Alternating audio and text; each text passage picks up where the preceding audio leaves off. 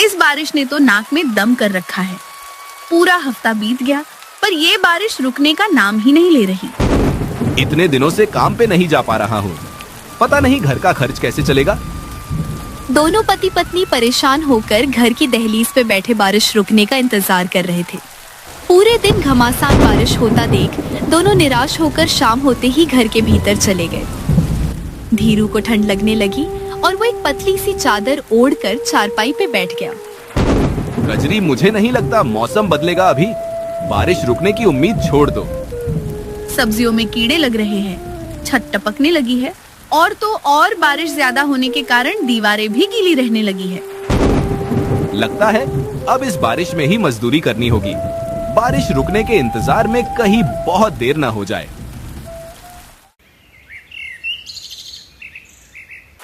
अगली सुबह धीरू बारिश में ही मजदूरी करने ठाकुर दुर्जन प्रताप के यहाँ चला जाता है।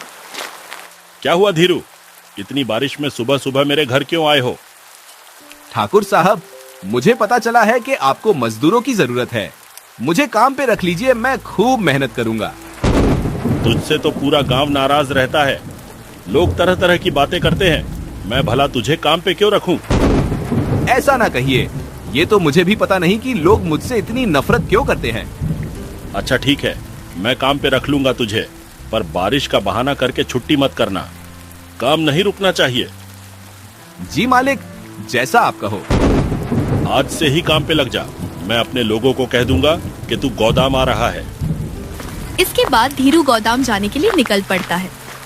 रास्ते में तेज बारिश, तूफान, सर्द हवाएं, इन सब का ऐसा कहर बरस रहा था कि दूर दूर तक एक भी व्यक्ति दिखाई नहीं दे रहा था।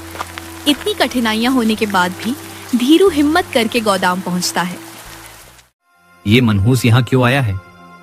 धीरू के गोदाम पहुंचते ही लोग उसे देखकर ताने कसने लगते हैं, जिसे धीरू सुन लेता है और पूछता है, भाई ऐसा क्यों बोल रहे हो? आखिर मैंने तुम्हारा क्या बिगाड़ा है? सही तो कह रहा है ये तुझे। तू मनहूस ही तो है, इसलिए तेरा कोई रिश्तेदार नहीं, कोई सगा संबंधी नहीं। ये सुनते ही धीरू के चेहरे से हंसी गायब हो जाती है। उसका चेहरा बिल्कुल मुरझा सा जाता है। वो चुपचाप लोगों की बातें सुनते सुनते काम करने लगता है।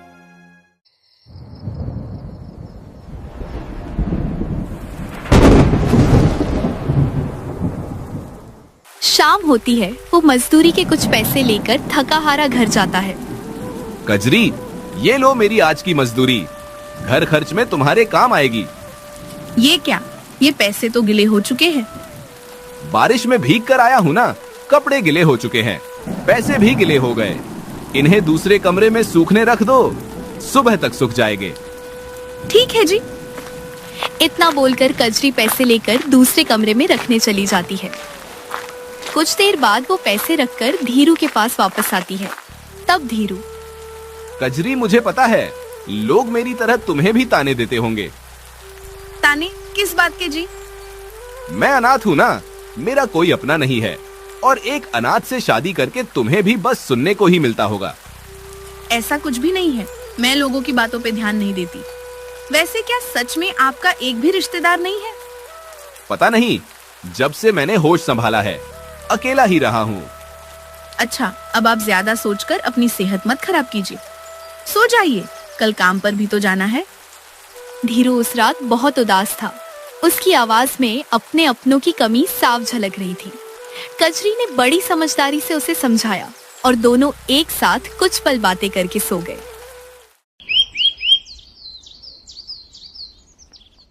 फिर अगली सुबह बारिश और भी ज्यादा तेज होने लगी। हे भगवान, ये क्या हो गया? अचानक दूसरे कमरे से कजरी के चिल्लाने की आवाज आई, जिसे सुनकर धीरू घबराते हुए उस कमरे में गया। क्या हुआ भाग्यवान, इतनी जोर से क्यों चिल्लाया तुमने? सब ठीक तो है ना? ये देखिए, छत से पानी टपकाने की वजह से सारे पैसे फट गए हैं। अब इनमें से कोई भी नोट हमारे किसी काम का नहीं है।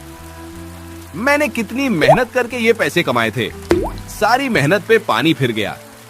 धीरू और कजरी अपनी किस्मत को कोसने लगे, रोने लगे।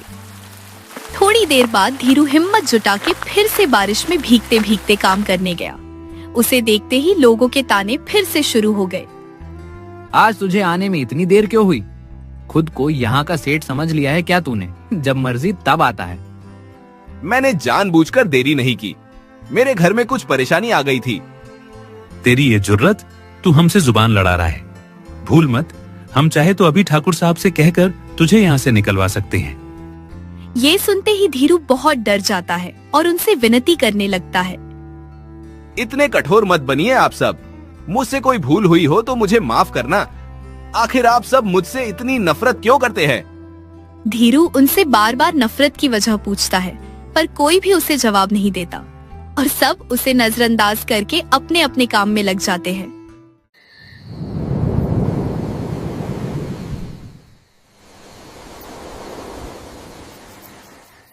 शाम होती है, सब अपने अपने घर जाते हैं। तब धीरू, आज तो मैं पैसे भीगने नहीं दूंगा। इतना बोलकर धीरू पैसे संभाल कर रख लेता है और अपने घर जाने लगता है। तभी रास्ते में उसे एक पति पत्नी का जोड़ा एक पेड़ के नीचे खड़ा दिखता है। अरे भाई, बारिश इतनी तेज है, किसी भी वक्त तूफान भी आ सकता है। ऐसे में यूं बाहर रुकना सही नहीं है। जानता हूं भाई, पर मैं और कर भी क्या सकता हूं? मेरे पास रुकने का कोई ठिकाना भी तो नहीं है। मतलब क्या है तुम्हारा? कहना क्या चाहते हो? धीरू उस आदमी रमन से उसकी पहचान पूछता है। तभी रमन की पत्नी जानकी बोलती है, भैया, दरअसल हम गांव में घूमने आए थे। हमें पता नहीं था कि यहाँ इतनी तेज बारिश हो रही है। यहाँ आकर हम फंस गए। अब तो न रुकने का ठिकाना दिख रहा है और न वापस जाने का रास्ता। तो क्या जब तक बारिश नहीं थमेगी यही पेड़ के नीचे रुके रहोगे? और कोई रास्ता नहीं है। इस गांव में मेरा कोई रिश्तेदार नहीं कि मैं उनके घर ठहर सकूं। रमन की बातें सुनकर धीरू ने थोड़ी देर सोचा। उसके बाद उसने उन्हें अपने घर रखने का सुझाव दिया। मेरे घर चलो। अरे नहीं नहीं, फालतू में हम तुम्हें परेशान नहीं करना चाहते। इसमें परेशानी कैसी? इंसानियत नाम की भी तो कोई चीज होती है। इतना बोलकर धीरू दोनों पति पत्नी को अपने साथ अपने घर लेकर चला जाता है। दो अनजान लोगों के देखकर कजरी थोड़ी चिंतित हो जाती है। सुनिए जी, ये दोनों कौन हैं? ये मुसाफिर है, बेचारे बारिश में फंस गए थे। इसके बाद धीरू कजरी को सारी बातें बताता है। उनके घर पहली बार मेहमान आए थे। इसी खुशी में कजरी के चेहरे पे एक अलग ही चमक आ जाती है। अरे वाह, हमारे घर मेहमान आए हैं। आज तो मैं तरह तरह के पकवान बनाऊंगी। कजरी और धीरू रमन और जानकी का बहुत आदर और सम्मान के साथ स्वागत करते हैं। वो दोनों कुछ पल शांति से वहीं बैठती है। तब कजरी रसोई में जाकर फटाफट अलग अलग तरह के स्वादिष्ट पकवान बना लेती है और रात होते ही सब एक साथ बैठकर बहुत प्यार से खाते हैं। अरे वाह भाभी, आपके हाथों में तो जादू है।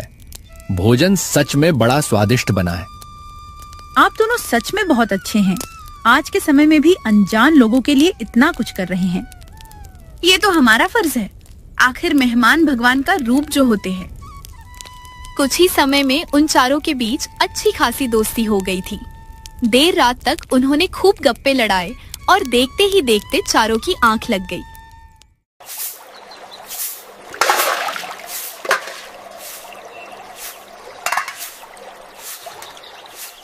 सुबह सूरज सर पर था। काम पे जाने के लिए धीरू को बहुत देरी हो गई थी। कल देर रात तक जागने के कारण आज मुझे कितनी देरी हो गई है। ठाकुर साहब को पता चला तो वो मुझे काम से ही निकाल देंगे। इतना बोलकर धीरू घर से निकलता है। तभी रमन उसे पीछे से आवाज देता है, जरा रुको धीरू। धीरू बहुत हड़बड़ी में रहता है, इसलिए वो रमन को जल्दी जल्दी बोलने को कहता है। क्या बात है रमन, जल्दी बोलो, मैं आज बहुत लेट हो चुका हूँ। तुम जा कहाँ रहे हो? मजदूरी करने, यही मेरा काम है। मैं पढ़ा लिखा नहीं हूँ ना। चलो मैं भी चलता हूँ, तुम्हारी थोड़ी मदद कर दूंगा। तुम क्यों खुद को तकलीफ दे रहे हो? मुझे तो इसकी आदत है। मैंने तो तुम्हें अपना मित्र मान लिया है। अब तुम एक दोस्त को दूसरे दोस्त की मदद करने के लिए मना नहीं कर सकते हो। अच्छा ठीक है, चलो तो फिर दोनों साथ साथ काम करने चले जाते हैं। कुछ देर काम करने के बाद उनके पास दो आदमी आते हैं। अरे धीरू, ये कौन है? ये मेरे मेहमान हैं। ये सुनकर दोनों आदमी जोर जोर से हंसने लगते हैं। मेहमान और तेरे घर, मूर्ख मत बना हमें। और नहीं तो क्या, इतने सालों में तेरे घर कोई झांकने तक नहीं आया, आज अचानक मेहमान कहाँ से आ धमके। बातें बनाना तो कोई तुझसे सीखे, अनाथ कहीं का। भूल मत तू अनाथ है, तेरा कोई रिश्तेदार, कोई दोस्त, कोई संबंधी नहीं है। इतना बोलकर दोनों आदमी वहां से चले जाते हैं। धीरू का मन उदास हो जाता है, उसके चेहरे पे निराशा छा जाती है। तब रमन उससे पूछता है, भाई, गांव वाले तुमसे ऐसे कैसे बात कर सकते हैं? तुम उन्हें जवाब क्यों नहीं देते? छोड़ो, उनकी बातों पे ध्यान मत दो रमन, मुझे तो ये सब सुनने की आदत सी हो गई है। इतना बोलकर धीरू काम करने लगता है। रमन को धीरू के ऊपर बहुत दया आती है। वो धीरू के काम में उसका बहुत हाथ बटाता है। ऐसे ही कुछ दिन बीतते हैं। बारिश अब भी वैसी की वैसी तेज होती रहती है। शाम का वक्त था। वे चारों घर की दहलीज पे बैठकर चाय पीते हुए बारिश का आनंद ले रहे थे। अब तक बारिश की वजह से कितना गुस्सा आता था, पर सबके साथ बैठकर चाय पीते हुए बारिश को देखने में बहुत सुकून सा मिल रहा है। हाँ वही ना, इतने दिन हो गए हैं हमें यहाँ ठहरे हुए, साथ में एक परिवार जैसा लग रहा है। ऐसा लग ही नहीं रहा कि हम अजनबी हैं। जो होता है अच्छे के लिए ही होता है। ये बारिश न होती तो हमारी इतने अच्छे लोगों से मुलाकात कैसे होती। तुम दोनों ने हमारा बहुत ख्याल रखा है, हम तो तुम्हारे एहसानमंद हो गए हैं। जो बारिश कभी उन्हें मुसीबत लगती थी, आज उसी बारिश को देखकर उनका मन खुश हो रहा था। दिन बीतते गए, अब उन चारों के बीच पक्की दोस्ती हो गई। एक दिन धीरू अकेले गोदाम गया हुआ था। उसे अकेला देख बाकी के मजदूर उससे रमन के बारे में पूछने लगे। आज रमन तुम्हारे साथ नहीं आया, उनसे भी तुम्हें छोड़ दिया क्या? नहीं नहीं, वो तो मेरा सच्चा मित्र है। बारिश में भीगने के कारण उसे थोड़ा जुकाम हो गया है, इसलिए आज आराम करने को कह दिया मैंने। ये धीरू कितना लापरवाह है, अपने मेहमान का ठीक से ध्यान भी नहीं रख सकता। सबने उसे रमन की तबीयत को लेकर ताने दिए, पर किसी ने एक बार भी उसका हाल न पूछा। बारिश में रोज भीगकर आने के कारण उसे भी बुखार आ चुका था। वो उसी हालत में बिना किसी को उल्टा जवाब दिए चुपचाप काम कर रहा था। कम करते करते अचानक कमजोरी के कारण उसके हाथ से बोरी छूटी और बोरी के अंदर का सारा अनाज पानी में गिरकर बर्बाद हो गया। ये क्या किया तुमने? पता है कितना नुकसान हो गया है। ये किसी काम का नहीं है, इसे ठाकुर साहब के पास ले चलो। सब लोग धीरू को निकालने की बस राह तक रहे थे और आज उन्हें वो मौका मिल गया। सब इतने गुस्से में थे कि बिना एक पल की देरी किए वे सब धीरू को फौरन ठाकुर दुर्जन प्रताप की हवेली ले गए। ठाकुर साहब, इस धीरू ने आपका नुकसान कर दिया। कैसा नुकसान? इसने अनाज से भरी बोरी पानी में गिरा दी, सारा अनाज नष्ट हो गया। ये सुनते ही ठाकुर को धीरू के ऊपर बहुत गुस्सा आया और एक उसके ऊपर चिल्लाने लगा। तेरा ध्यान कहाँ रहता है धीरू? मैंने कहा था ना, मुझे काम में कोई गड़बड़ नहीं चाहिए। माफ करना ठाकुर साहब, मैंने जानबूझकर नहीं किया, गलती से बोरी गिरी थी। अब भूल जानकर हो या अनजाने में, नुकसान तो मेरा हुआ ना, तुझे इसकी भरपाई करनी होगी। ठीक है, आप मेरी मजदूरी में से थोड़ा थोड़ा करके अपना दाम काट लेना। मुझे क्या मूर्ख समझ रखा है तूने? मेरा दिया हुआ पैसा तू मुझे ही लौटाएगा? नहीं, तुझे एक बोरी के बदले 3 बोरी की भरपाई करनी होगी। 3 बोरी? ये तो बहुत ज्यादा है। दया कीजिए मालिक मुझ पर, मैं गरीब हूँ। पूरे महीने काम करूंगा तो भी 3 बोरी जितने पैसे नहीं जुटा पाऊंगा। ये तेरी समस्या है। जब तक मुझे मेरी भरपाई नहीं मिलती तू काम करने मत आना। अब तो पैसे लेकर ही आना।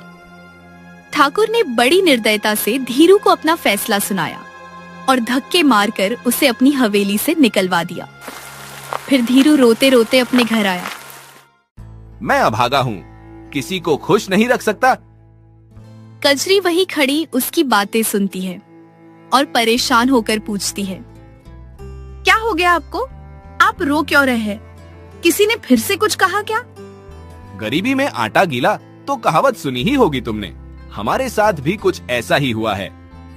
ऐसे पहेलियां मत बुझाइए, मुझे बहुत घबराहट हो रही है। साफ साफ बताइए क्या बात है। इसके बाद धीरू बड़ी हिम्मत करके कजरी को सब बताता है।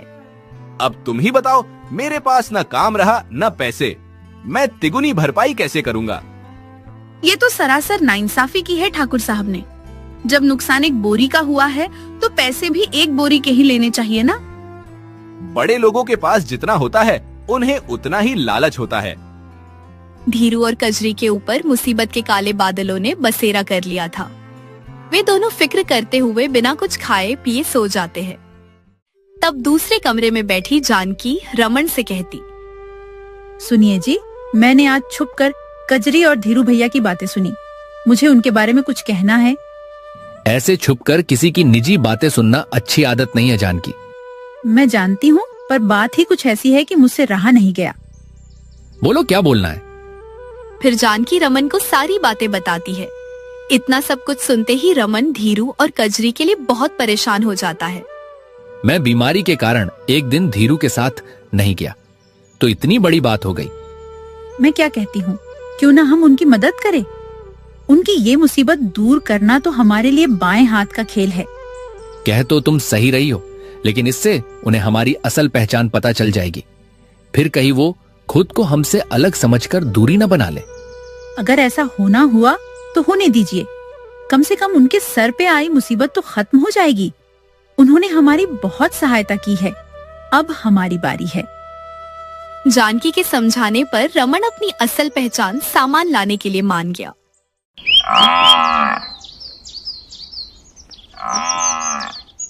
अगले दिन बड़े दिनों बाद बारिश रुकी। सूरज निकला। धीरू और कजरी मुंह लटकाए आंगन में बैठे हुए थे। क्या फायदा इतने खिले खिले सूरज का, हमारा भाग्य तो मुरझाया हुआ ही है ना। बारिश तो रुक गई, पर ये मुसीबत की बरसात कब बंद होगी? दोनों ना उम्मीद ही ले बैठे थे। तभी रमन और जानकी बहुत सारे पैसे लेकर वहां आते हैं। ये लो धीरू, अब तुम्हें उदास होने की जरूरत नहीं है। इतने सारे पैसे? आखिर तुम हो कौन? तुम्हारे पास इतने सारे पैसे कहां से आए? मैं शहर का नामचीन व्यापारी हूँ। मुझे धन दौलत, कारोबार, जमीन, किसी चीज की भी कमी नहीं है। आपने अब तक हमसे अपनी पहचान क्यों छुपा रखी थी? हमारी तरह गरीबी की जिंदगी क्यों जीते रहे? वो इसलिए क्यों कि हमारे पास पैसे तो बहुत है, पर रिश्तों के मामले में हम गरीब हैं। हमारा भी कोई रिश्तेदार, कोई संबंधी नहीं है। हमें ये डर था कि सच पता चलने के बाद तुम दोनों हमें अपनाओगे नहीं। रमन और जानकी ने बड़े प्यार से उन्हें सारी बात समझाई। कजरी और धीरू ने उनकी बातें समझी और उनके साथ पहले जैसा ही व्यवहार करने लगे। धीरू ने ठाकुर के मुंह पे पैसे मारे और उसके गोदाम की तरफ दोबारा मुड़कर भी नहीं देखा।